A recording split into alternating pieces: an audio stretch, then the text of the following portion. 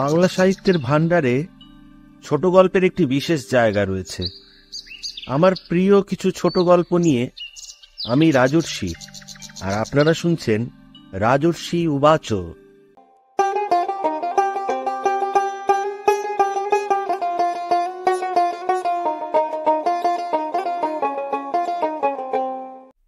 আজকে শোনাবো সত্যজিৎ রায়ের গল্প নিতাই ও মহাপুরুষ। কোনো এক জ্ঞানী ব্যক্তি বলে গেছেন যে মানুষের মধ্যে বেশিরভাগই মাঝারির দলে পড়ে। কথাটা হয়তো সত্যি, কিন্তু নিতাইকে মাঝারিও বলা চলে না। অনেক ব্যাপারেই সে অত্যন্ত খাটো।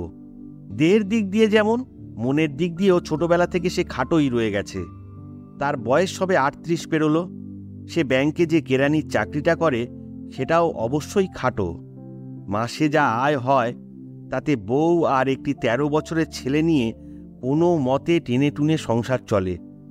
তাও ভাগ্যে যে মেয়ে নেই, থাকলে তার বিয়ে দিতে নিতাই ফতুর হয়ে যেত। বউয়ের গঞ্জনা তাকে সইতে হয় সর্বক্ষণই, সেটা বলাই বাহুল্য, কারণ সৌদামিনী বেশ দজ্জাল মহিলা। তাই বাড়িতে যেমন নিতাই সদা তটস্থ, অফিসেও বড়বাবু, মেজবাবু, সেজবাবু সকলের চোখ রাগানি তাকে সহ্য করতে হয়। জীবনে এমন কোনো কাজ যদি সে করত যাতে তার গর্ব হয়, যাতে 5 জনে তার সুখ্যাতি করে, তাহলে কি ভালোই না হতো। কিন্তু তেমন কপাল করে নিতাই আসেনি। তার ধারণা যে ঈশ্বরের দায়সারা সৃষ্টির মধ্যে একজন সে। তাকে গড়ার সময় বিধাতা ছিলেন অন্যমনস্ক, তাই সে জীবনে কিছুই করতে পারল না। যাদের উপর ঈশ্বরের সুনজর পড়ে তারা কেমন মানুষ হয়, তার একটা উদাহরণ নিতাই দিতে পারে এখনই। এই 2 দিন হলো কলকাতায় একটি সাধু বাবা এসেছেন, জীবানন্দ মহারাজ, যার শিষ্য শিষ্যার নাকি ইয়ত্তা নেই, যিনি বাগ্মী, যিনি সুকণ্ঠের অধিকারী, যার গীতার ব্যাখ্যা শুনে লোকে মোহিত হয়ে যায়, যার চরণ স্পর্শ করতে পারলে লোকে কৃতার্থ বোধ করে। ঈশ্বরের এক ধাপ নিচেই তাঁর অবস্থান। জীবানন্দ মহারাজ হ্যারিংটন স্ট্রিটের এক ভক্তের বাড়িতে এসে উঠেছেন কৃষ্ণনগর থেকে। শহরে তাকে নিয়ে হইচই পড়ে গেছে। কাগজের প্রথম পাতায় তাঁর ছবি। এমন চাঁদরেল মহাপুরুষ নাকি বহুদিন দেখা যায়নি। নিতাই আর তার স্ত্রী দুজনেরই ইচ্ছা ছিল এর দর্শন পেতে, কিন্তু যা শোনা যাচ্ছে ভিড়ের চোটে সাধারণ লোকের পক্ষে নাগাল পাওয়া দুষ্কর ব্যাপার। যে বাড়িতে এসে তিনি উঠেছেন সে বাড়ির মাঠে শামিয়ানা খাটানো হয়েছে। বাবাজি সকাল সন্ধে গিয়ে বেদিতে বসেন, ভক্ত সমাগম হয়। বাবাজি নানা রকম আধ্যাত্মিক বিষয় নিয়ে জ্ঞানী জ্ঞানী কথা বলেন। ভক্তদের মধ্যে যারা খুব ভাগ্যবান তারা সামনের দিকে বসেন। বাবার মর্জি হলে তাদের আলাদা করে ডেকে এনে কথা বলেন, তাতে ভক্তদের ভক্তি বেড়ে যায় দ্বিগুণ। নিতাই যে কোনোদিন এ আসরে প্রবেশ করতে পারবে আর প্রথম সারিতে বসবার সুযোগ পাবে সেটা সে স্বপ্নেও ভাবতে পারেনি। শেষ পর্যন্ত সে সুযোগ এসে গেল ওই রসিকলালের কল্যাণে। রসিকলাল বোস নিতাইয়ের ভাইরা ভাই। সে বড় কোম্পানিতে বড় চাকরি করে, তবে তার জন্যে তার কোনো দম্ভ নেই। সে নিতাইয়ের বাড়িতে মাসে অন্তত 3 বার করে আসে এবং খোলা মনে নানা রকম গাল গল্প করে। সাধু সন্ন্যাসী সম্পর্কে তার একটা আগ্রহ আগে থেকেই ছিল এবং সে প্রথম সুযোগেই জীবানন্দ বাবাজির শিষ্যত্ব গ্রহণ করে তার প্রথম শ্রেণীর চেলাদের মধ্যে একজন হয়ে গেছে। রসিকলালই এক শনিবার নিতাইয়ের বাড়িতে এসে বলল, হ্যাঁ, একজন খাঁটি মহাপুরুষ দেখতে চাও তো চলে এসো আমার সঙ্গে, বুঝলে। কার কথা বলছো? নিতাই প্রশ্ন করল। কার কথা আবার? একজনই তো আছেন, ওই হ্যারিংটন স্ট্রিটে বেড়া বেঁধেছেন। চোখের জ্যোতি দেখে বোঝা যায় পৌরাণিক যুগে সাধু সন্ন্যাসীরা কেমন ছিলেন, বুঝলে। তার দর্শন না পাওয়াটা জীবনে একটা খুব বড় লস। কিন্তু তার 100 হাতের মধ্যে তো যাওয়াই যায় না বলে শুনেছি। হ্যাঁ, সবাই পারে না যেতে, কিন্তু আমি কি কপাল করে এসেছি জানি না। আমার স্থান একেবারে প্রথম সারিতে। আমার উপর, বুঝলে, এই ভাবার একটা টান পড়ে গেছে। কথা যখন বলেন তখন বেশিরভাগটাই আমার দিকে চেয়ে বলেন। শুনে গায়ে কাঁটা দেয় বারবার। যাবে তো বলো। হ্যাঁ, সে আর বলতে, এমন সুযোগ আসবে সে তো ভাবতেই পারিনি। হিমালয়ে 25 বছর তপস্যা করেছেন গঙ্গোত্রীর ধারে। দেখলে আর বলে দিতে হয় না যে ইনি একজন খাঁটি সিদ্ধ পুরুষ। দিন ঠিক হয়ে গেল। আগামী মঙ্গলবার সন্ধে 6:30 রসিকলাল আসবে নিতাই আর তার স্ত্রীকে নিয়ে যেতে। বলছি, ওই সামনে বসতে পাবো তো? রসিকলালের কথায় যে পুরোপুরি ভরসা হচ্ছিল না নিতাইয়ের, তা বোঝা গেল। না পারলে আমার নাম নেই, জোরের সঙ্গে বলল রসিকলাল। হ্যাঁ, ওই ভালো কথা, একটু আতর মেখে যেও, বুঝলে? বাবাজি আতরের খুব ভক্ত। আশ্বিন মাস, তাই 6টা থেকেই অন্ধকার হয়ে গেছে। হ্যারিংটন স্ট্রিটে ব্যারিস্টার যতীন সেনগুপ্তের বাড়ির মাঠে শামিয়ানার নিচে ফ্লুরোসেন্ট লাইটের ব্যবস্থা, তাই বাবাকে দেখতে কারুর অসুবিধা হয় না। সুবেশী নারী পুরুষের ভিড় দেখে প্রথমে নিতাই হকচকিয়ে গিয়েছিল, কিন্তু রসিকলাল তাদের সটান নিয়ে গেল একেবারে সামনের সারিতে। রসিকলাল পৌঁছিয়েই প্রথমে সাড়ম্বরে বাবাজির পদধূলি নিল, আর তার দেখা দেখি নিতাই আর তার স্ত্রীকেও নিতে হলো। তারপর মাটিতে বসে নিতাই প্রথম বাবাজির দিকে ভালো করে চাইল। সৌম্য চেহারা, তাতে সন্দেহ নেই। আবক্ষ দাড়ি, মাথায় কাঁচা পাকা মেশানো ঢেউ খেলানো চুল কাঁধ অবধি নেমে এসেছে। পরনে গেরুয়া সিল্কের আলখাল্লা, গলায় 3টে বড় বড় রুদ্রাক্ষের মালা। বাবার দুপাশে বেলফুলের মালা স্তূপ করে রাখা রয়েছে। বোঝাই যায় সুগন্ধের জন্য ভক্তরা সেগুলো বাবাকে দিয়েছেন। নিতাই নিজে কোনো গন্ধদ্রব্য ব্যবহার করেনি, কারণ ও জিনিসটা তার বাড়িতে নেই। কিন্তু আতর ও অন্যান্য সেন্টের গন্ধ যে চারিদিক থেকেই পাচ্ছে, তার সঙ্গে যোগ হয়েছে ধূপের গন্ধ, সব মিলিয়ে বেশ একটা নেশা ধরানো ভাব। বাবা এতক্ষণ চুপ ছিলেন, এবার মুখ খুলে গীতার একটি শ্লোক আউড়িয়ে তার ব্যাখ্যা শুরু করলেন। নিতাইয়ের দৃষ্টি সম্পূর্ণ বাবার উপর নিবদ্ধ। তার একটা কারণ আছে, একটা নয়, 2টো কারণ। এক হলো বাবার চোখ, তিনি হলেন যাকে বলে ওই লক্ষ্মী টেরা। আর 2 হলো বাবার বাঁ গালে চোখের নিচে একটা বেশ বড় আঁচিল। এই 2 মিলে নিতাইকে হঠাৎ যেন কেমন একটা অন্যমনস্ক করে দিল। ওই আঁচিল আর ওই লক্ষ্মী টেরা চোখ। এবার আরো ভালো করে খুঁটিয়ে বাবার মুখের দিকে চেয়ে দেখল নিতাই, আর একাগ্রভাবে শুনতে লাগলো বাবার কথা। দিব্যি গড়গড় করে ব্যাখ্যা করে চলেছেন, সুললিত কণ্ঠস্বর।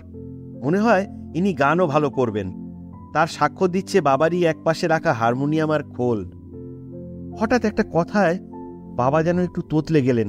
একবার মাত্র একটা সামান্য হোঁচট, কিন্তু তাতেই নিতাইয়ের মাথার মধ্যে যেন বিদ্যুৎ খেলে গেল, আর সেই সঙ্গে তার মুখ দিয়ে বেশ জোরের সঙ্গে উচ্চারিত হলো একটা নাম, ছেনো।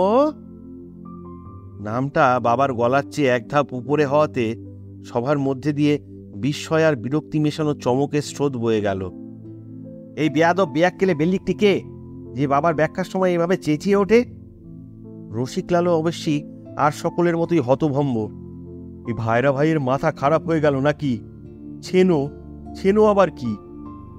কথাটা বলেই অবশ্যই নিতাই একদম চুপ মেরে গেছে, আর সেই সঙ্গে মুহূর্তের জন্যে বাবাজির মুখ বন্ধ হয়ে তাঁর দৃষ্টি চলে গেছে এই অর্বাচীন অপরাধীটির দিকে।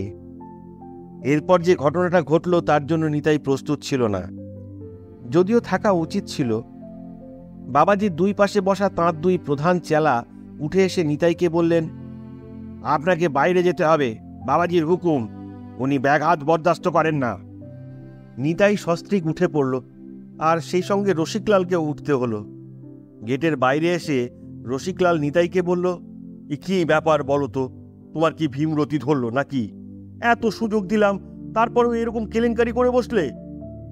নিতাই বলল, আরে কিন্তু ও যে সত্যি ছেনো, ওর ভালো নাম শ্রীনাথ। ও কাটোয়াতে আমাদের স্কুলে আমার সঙ্গে 1 ক্লাসে পড়তো যে। সব কথা রাস্তায় দাঁড়িয়ে বলা গেল না। রসিকলাল নিতাইয়ের সঙ্গে নীলমণি আচার্য লেনে তাদের বাড়িতে আবার ফিরে এলো। সেখানে তক্তপোষে বসে নিতাই পুরো ঘটনাটা বলল। ওই শ্রীনাথ ওরফে ছেনো ছিল স্কুলের নামকরা শয়তান ছেলে। 3 বার পরপর প্রমোশন না পেয়ে অবশেষে নিতাইয়ের সহপাঠী হয়। সেও লক্ষ্মী টেরা, তারও ছিল বাঁ চোখের নিচে আঁচিল। সেও কথা বলার সময় হঠাৎ হঠাৎ তুতলে যেত, তবে তার চেহারাটা ছিল ভালো, ভালো গান গাইতো আর ভালো অ্যাক্টিং করতে পারত। এই শেষের 2 গুণের জন্যে সেই স্কুলে টিকে ছিল, নইলে তাকে অনেক দিন আগেই রাস্ট্রিকেট করা হতো। সেই ছেনই আজ হয়ে গেছে জীবানন্দ বাবাজি, যার শিষ্য সংখ্যাতীত, যার তত্ত্বকথা শোনার জন্যে লোকে ঘন্টার পর ঘন্টা বসে থাকে, যার দর্শন পেলে লোকের জন্ম সার্থক হয়ে যায়। রসিকলাল সব শুনে বলল, তোমার ছেনো স্কুলে যাই পড়ে থাকুক না কেন, সব মানুষের জীবনেই পরিবর্তন আসতে পারে। আজ যে সে সিদ্ধ পুরুষ তাতে কোনো ডাউট নেই। কাজেই তুমি তোমার ছেলেবেলার কথা ভুলে যাও। কালই চলো বাবার কাছে ক্ষমা চাইবে। বাবার দয়া অশেষ, তিনি তোমাকে নিশ্চয়ই ক্ষমা করবেন। নিতাইয়ের মন কিন্তু অন্য কথা বলছে। আজ এতদিন পরে তার মনে পড়ে গেছে স্কুলের কথা।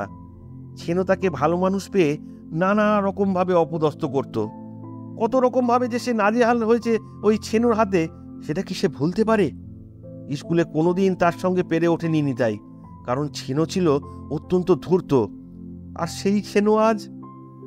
নিতাই আর ভাবতে পারল না। আজকের আসরে ছেনো বলে চেঁচিয়ে ওঠাটা অন্যায় হয়েছে ঠিকই, কিন্তু নিতাইয়ের পক্ষে নিজেকে সামলানো সম্ভব ছিল না। সব অবস্থায় সামলে চলা মানুষের পক্ষে সম্ভব নয়। আজকের অবস্থাটা ছিল সেই রকম একটা অবস্থা। ছেনোর কাছে নিতাই ক্ষমা চাইবে কি করে, সেটা সম্ভব নয়। পরদিন ছিল বুধবার। নিতাইয়ের অফিস 10টায়, সে বাড়ি থেকে বেরোয় 9:30। সকাল 7টায় চা খেয়ে সবে সে কাগজটা খুলেছে, এমন সময় দরজায় টোকা পড়ল। রাস্তার উপরেই ঘর। দরজাটা খুলে নিতাই দেখল একটি চশমা পরা ভদ্রলোক দাঁড়িয়ে আছেন। বেশ স্মার্ট চেহারা, বয়স বেশি নয়। আপনি? প্রশ্ন করল নিতাই। আমি দৈনিক বার্তা কাগজ থেকে আসছি, বললেন ভদ্রলোক। আমার নাম দেবাশিস সান্যাল, আমি একজন সাংবাদিক। গতকাল সন্ধ্যায় জীবানন্দ বাবার আসরে আমি উপস্থিত ছিলাম। কালকের পুরো ঘটনাটা আমি দেখেছি। তারপর আপনাকে ধাওয়া করে এসে আমি আপনার বাড়িটা দেখে যাই। কিন্তু আজ আসার কারণটা আমি জানতে চাই। আপনি ওভাবে চেঁচিয়ে উঠলেন কেন, এবং তার ফলে আপনাকে ওখান থেকে সরানোই বা হলো কেন? আপনি যা বলবেন আমি সেটা রেকর্ড করে নেব। আমাদের ইচ্ছা এই নিয়ে একটা খবর বার হোক। নিতাই অনুভব করল যে সে হঠাৎ সাংঘাতিক ক্ষমতার অধিকারী হয়ে পড়েছে। তার মতো নগণ্য ব্যক্তির পক্ষে এটা একটা আশ্চর্য ঘটনা। সে এই সাংবাদিককে আসল ঘটনা সব খুলে বলে দিয়ে জীবানন্দ বাবাজির মুখোশ খুলে দিতে পারে, সেই সঙ্গে তার ভক্তদের মধ্যে তুমুল আলোড়নের সৃষ্টি করতে পারে। এটাই কি তার কর্তব্য? এই ভণ্ড সাধুর মুখোশ খুলে দেওয়া, সেই স্কুলের ছেলের বাঁদরামির কথা প্রকাশ করে? কিন্তু পরক্ষণে নিতাই বুঝতে পারল যে যে করেই হোক ছেনো আজ জীবনে প্রতিষ্ঠা লাভ করেছে বলে তাকে হিংসে করেই নিতাই সব ব্যাপারটা ফাঁস করে দিতে চাইছে। শুধু তাই না, ছেনোর হাতে যে নিতাই বারবার নাজেহাল হয়েছিল, সেটা নিতাই আজ অবধি ভুলতে পারেনি।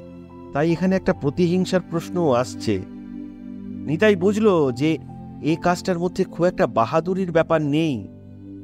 নিজে আজ আধপেটা খাচ্ছে বলে পরের ভাত মারার ব্যাপারটা, এটা কিরকম প্রবৃত্তি?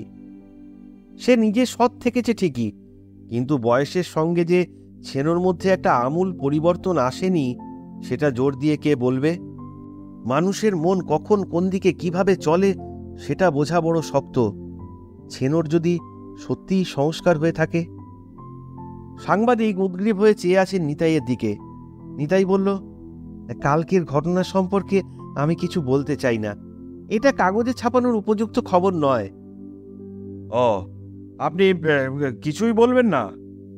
হতাশার সুরে প্রশ্ন করলেন সাংবাদিক। আগে না, কিছুই না। বলাই বাহুল্য, পরের দিন দৈনিক বার্তা কাগজে এ বিষয়ে কিছুই বেরোলো না। কিন্তু একটা আশ্চর্য ব্যাপার এই যে জীবানন্দ বাবাজি কলকাতায় এসেছিলেন 15 দিনের জন্যে। তিনি হঠাৎ এই ঘটনার পরদিনই, অর্থাৎ 7 দিনের মাথায় তার ভক্তদের কাছে ঘোষণা করলেন যে একটা জরুরি টেলিগ্রাম পেয়ে তাকে পাটনা চলে যেতে হচ্ছে। এই ঘটনার পর 2 বছর কেটে গেছে। বাবাজি কিন্তু আর কলকাতামুখো হননি।